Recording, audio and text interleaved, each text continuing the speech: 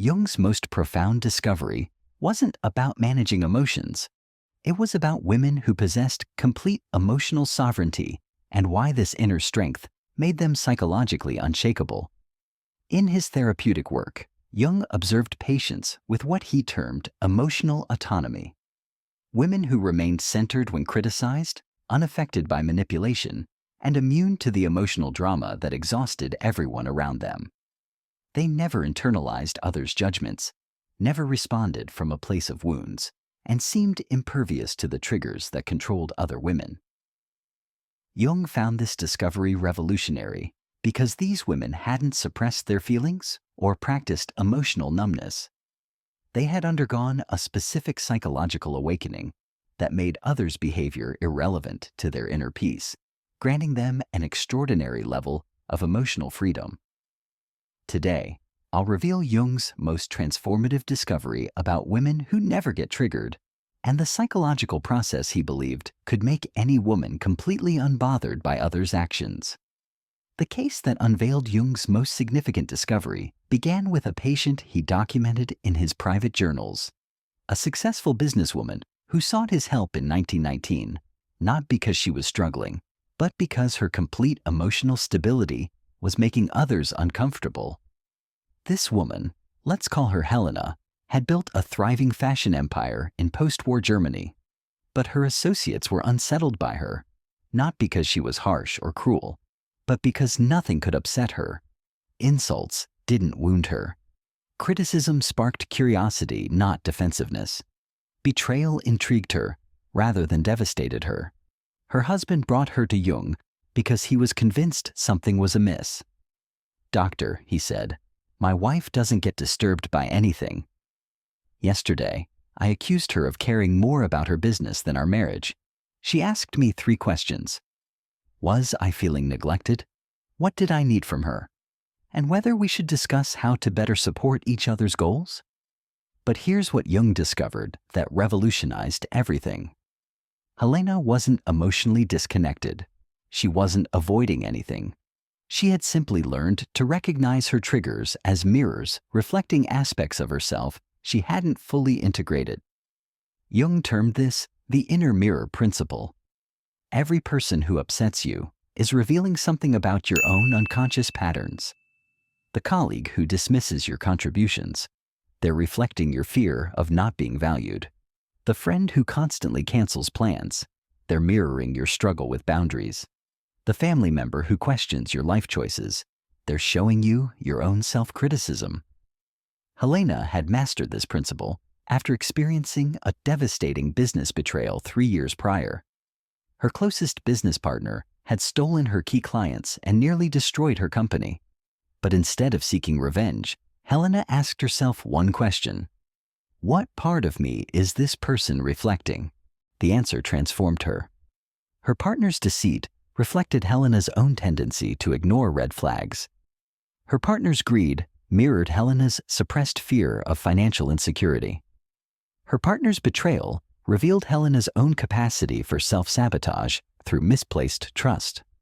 By acknowledging these shadow aspects instead of projecting them onto others, Helena had achieved what Jung called psychological sovereignty. She could observe other people's behavior as information about them, not attacks on her worth. Jung documented this process in what he called the shadow integration method. When someone triggers you, instead of reacting, you ask 3 questions. What behavior in this person am I judging most strongly? Where do I exhibit this same pattern, even subtly? What is this trigger teaching me about myself? Let me demonstrate how this works. Catherine, a marketing director, felt constantly triggered by her colleague Anna's need for constant validation during team meetings. Using Jung's method, she asked herself, what am I judging in Anna? Her need for approval. Where do I do this?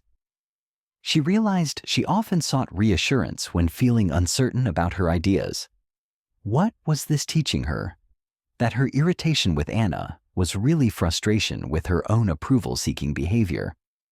Once Catherine owned this shadow aspect, Anna's behavior stopped bothering her.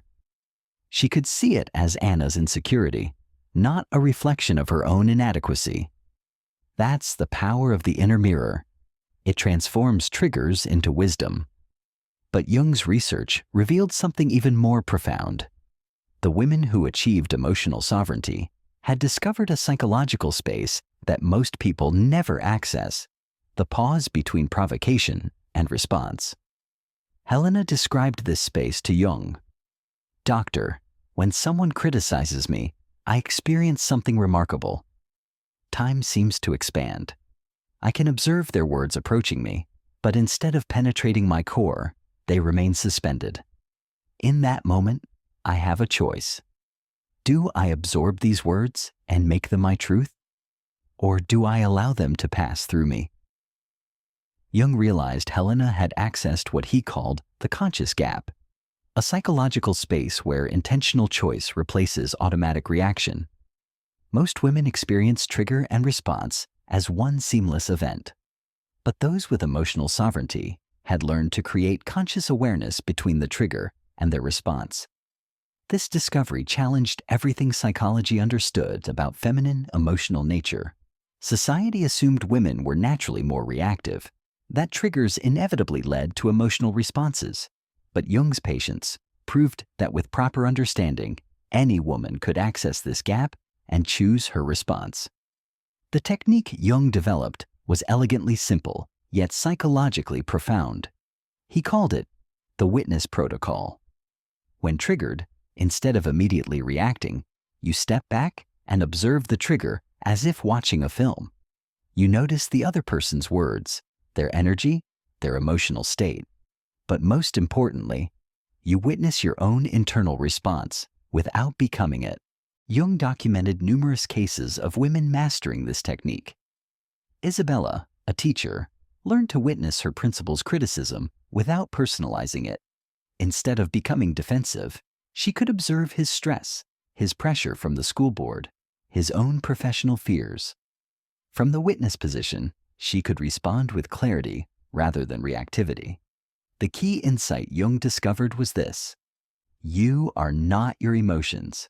You are the consciousness that observes your emotions. When someone triggers upset in you, that upset is information, not identity. You can choose to explore it, learn from it, or simply let it flow through you. Helena had mastered this so completely that she described feeling psychologically transparent. "Other people's negativity passes through me like sunlight through crystal," she told Jung. She wasn't avoiding or suppressing anything.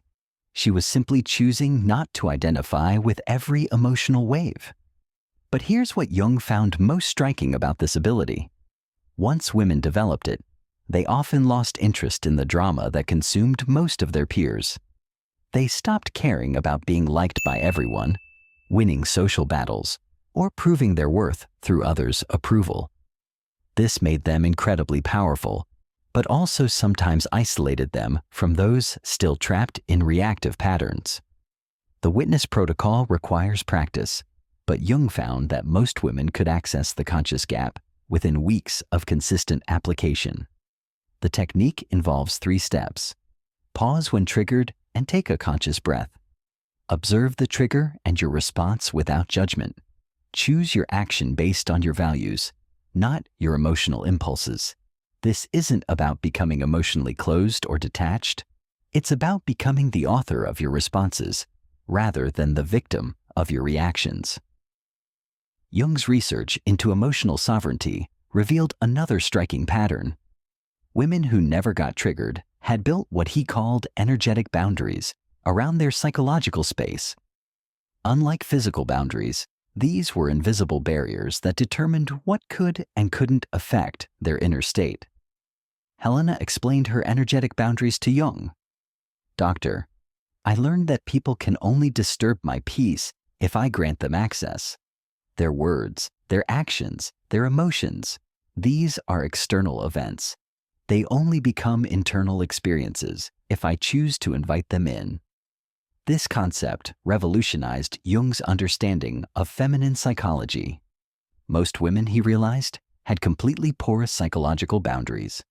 They absorbed others' emotions, took on their stress, and allowed external events to dictate their internal state. But those with emotional sovereignty had learned to create selective barriers.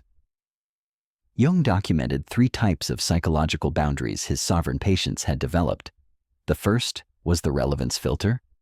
They had trained themselves to only internalize information that served their growth or goals. Everything else was acknowledged, but not absorbed. The second was the ownership boundary. They could distinguish between their emotions and other people's emotions. When someone was upset with them, they could see it as that person's emotional state, not their responsibility to fix or absorb. The third was the identity fortress. They had such a solid sense of self that external criticism couldn't shake their core identity. They could receive feedback without hearing judgments about their worth. But Jung discovered something fascinating about these boundaries. Women who developed them often became magnets for those who lacked them.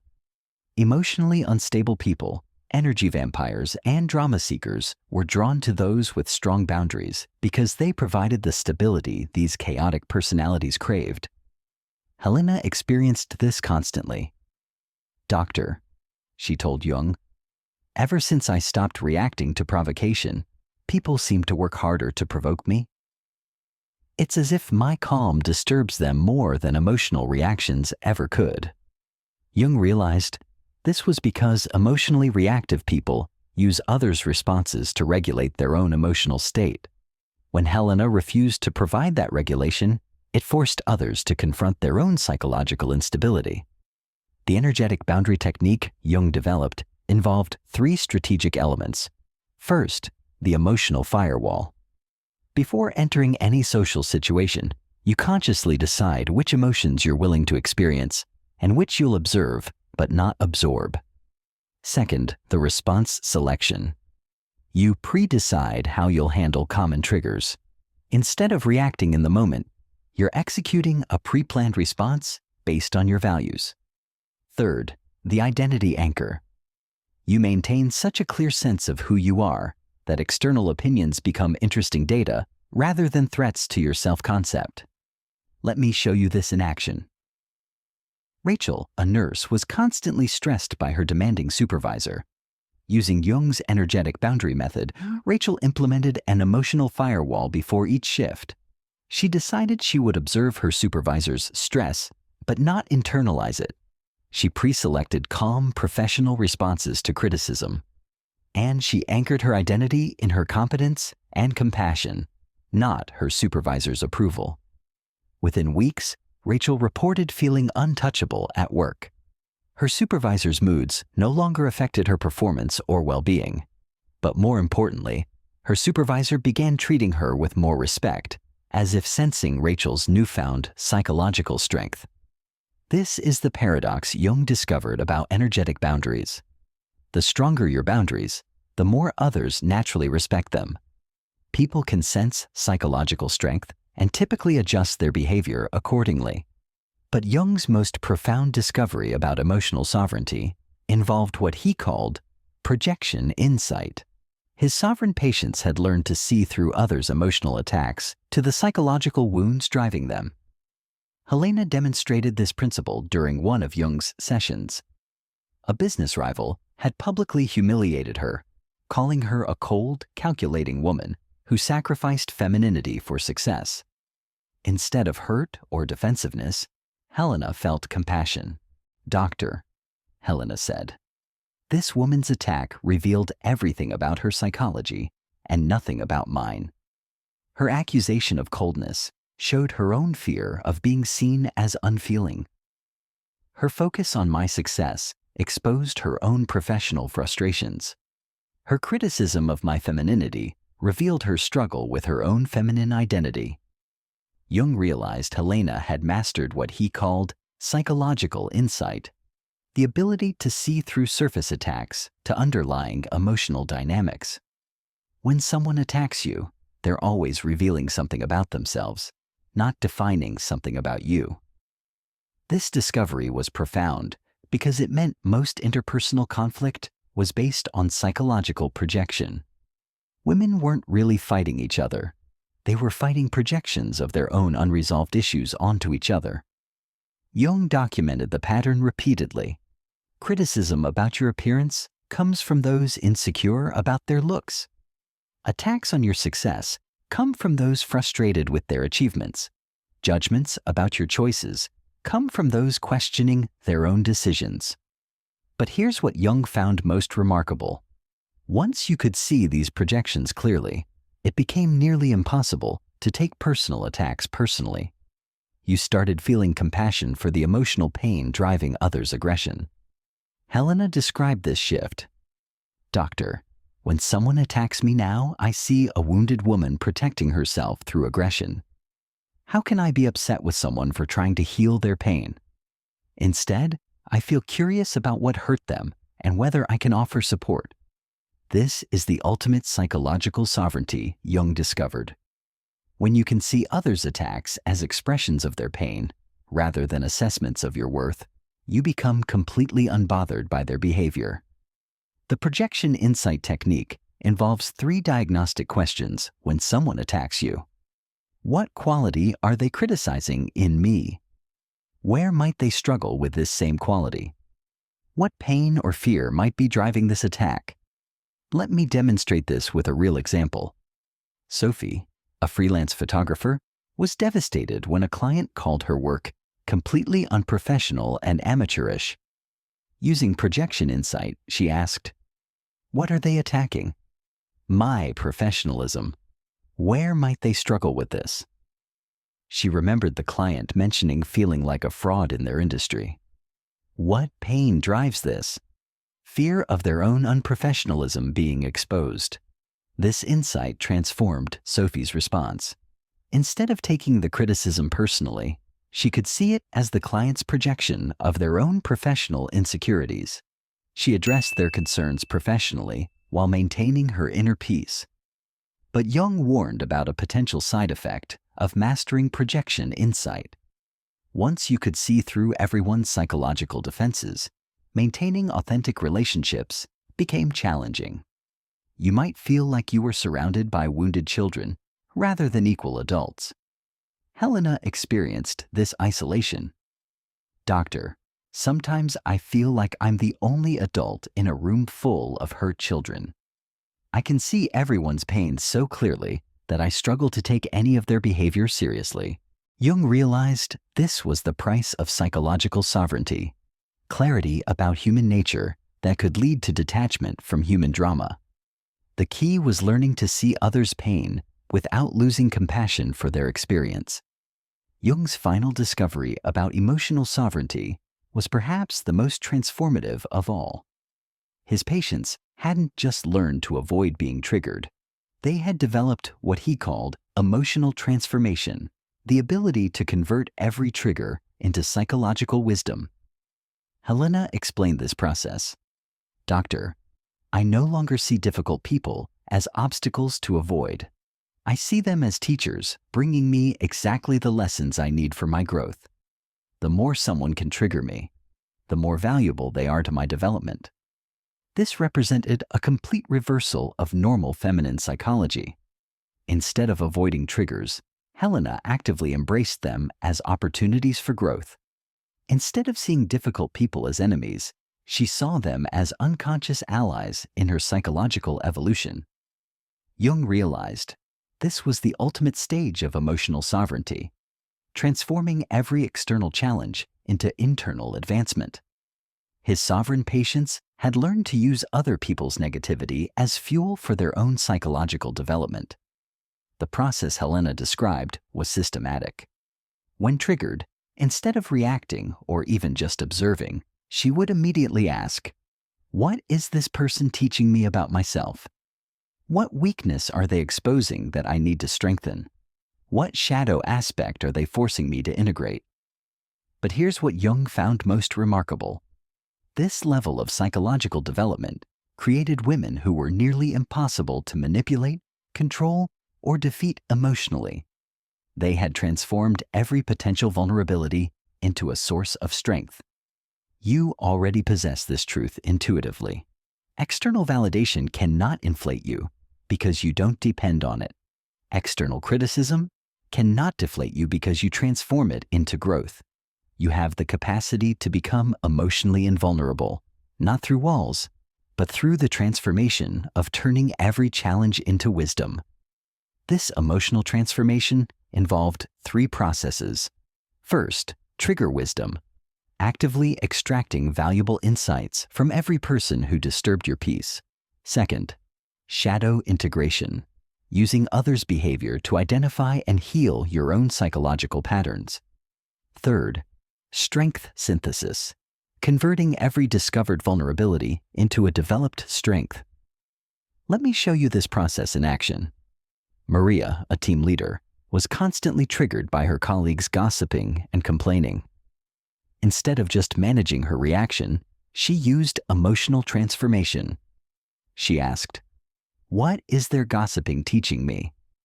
That I judge others for needing connection and validation through shared grievances. What weakness does this expose? My own need to feel superior through judgment? What strength can I develop? The ability to create positive connection that fulfills their need for bonding." Maria transformed her trigger into a growth opportunity. She studied team dynamics, learned to channel her colleagues' social energy into collaborative projects, and became one of the company's most effective leaders.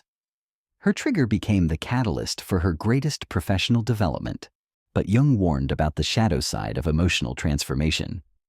Women who mastered it sometimes became so focused on their own growth that they lost empathy for those still struggling with basic emotional regulation. They could become psychologically superior and emotionally distant. Helena experienced this. "Doctor, sometimes I feel like I'm conducting a psychology experiment rather than living a human life. Every interaction becomes a chance to study human nature rather than connect with another woman." Jung realized the final challenge of emotional sovereignty was maintaining humanity while achieving psychological transcendence. The goal wasn't to become invulnerable, but to become anti-fragile, stronger and more compassionate through every challenge. As Jung wrote, "The acceptance of oneself is the essence of the whole moral problem and the epitome of a whole outlook on life." True sovereignty required accepting both strength and vulnerability. The ultimate stage of emotional transformation involved what Jung called compassionate sovereignty, using your psychological strength to uplift others rather than to distance yourself from them. Helena eventually learned to use her sovereignty not as a shield, but as a bridge, helping other women develop their own emotional resilience. Jung's final observations about emotional sovereignty revealed its ultimate purpose, not to escape human connection, but to engage with it from a position of psychological strength. He called this stage the compassionate queen, someone who could remain untriggered while still caring deeply about others. Helena's transformation into a compassionate queen happened gradually. Initially, her sovereignty created distance between her and other women. People found her unshakable calm intimidating, even threatening. But Jung helped her understand that true emotional sovereignty included the ability to make others feel safe and understood. "Doctor," Helena reflected, "I realized my sovereignty was incomplete if it only protected me. True strength means creating space for other women to feel their emotions without judgment while maintaining my own center." Jung documented how Helena learned to use her emotional sovereignty in service of others. When her sister expressed frustration, instead of remaining unmoved, she could hold space for her feelings without absorbing them. When her employees brought her problems, she could listen with full presence without taking on their stress. This is the paradox Jung discovered about ultimate emotional sovereignty. It requires maintaining your humanity, not transcending it.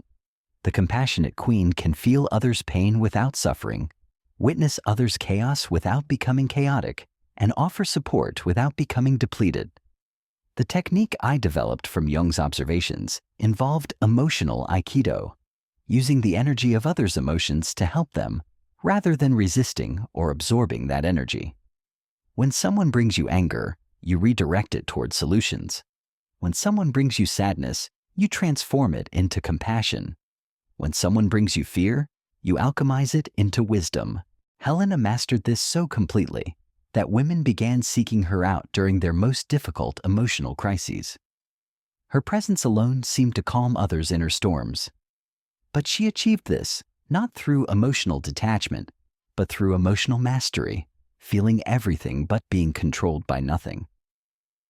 Jung's final notes on Helena revealed the ultimate secret of emotional sovereignty. She has learned to love others' humanity while remaining untouchable by their chaos. This is perhaps the highest achievement of feminine psychology. Complete vulnerability combined with complete invulnerability. The businesswoman who couldn't be bothered became Jung's greatest case study in feminine psychological potential. Helena proved that emotional sovereignty isn't about becoming cold or detached. It's about becoming so psychologically strong that you can remain warm and connected even in the midst of others' emotional storms. Jung's profound discovery about women who never get triggered revealed the ultimate truth about feminine nature. We are not victims of our emotional reactions. With the right understanding and practice, any woman can develop the psychological sovereignty that makes others' behavior irrelevant to her inner peace. The path Helena traveled, from shadow integration through energetic boundaries, to emotional transformation, and finally to compassionate queen, represents the complete journey of psychological development that Jung believed every woman could achieve. Today you've learned the psychological techniques that Jung documented in his most private case studies. The inner mirror that transforms, triggers into teachers. The conscious gap that gives you choice over your responses. The energetic boundaries that protect your psychological space. The projection insight that helps you see through others' attacks. The emotional transformation that turns every challenge into growth. And finally, the compassionate queen that maintains humanity while achieving sovereignty. Jung's most profound discovery wasn't that some women never get triggered. It was that this ability reveals the vast psychological potential lying dormant in every woman. The question isn't whether you can develop emotional sovereignty. The question is whether you're ready to claim the psychological power that Jung proved belongs to you. Remember Helena's final insight. Doctor, I learned that true strength isn't about what can't touch you. It's about what you can touch without being changed by it. Your journey to emotional sovereignty starts now. Every trigger you encounter is a teacher. Every difficult person is a mirror. Every challenge is an opportunity for psychological transformation. The only person who can disturb your peace is the person you haven't fully understood, yourself. Take Jung's profound discovery and make it your liberating truth. You have the power to never be triggered by anyone again. See you in the next dimension of feminine power.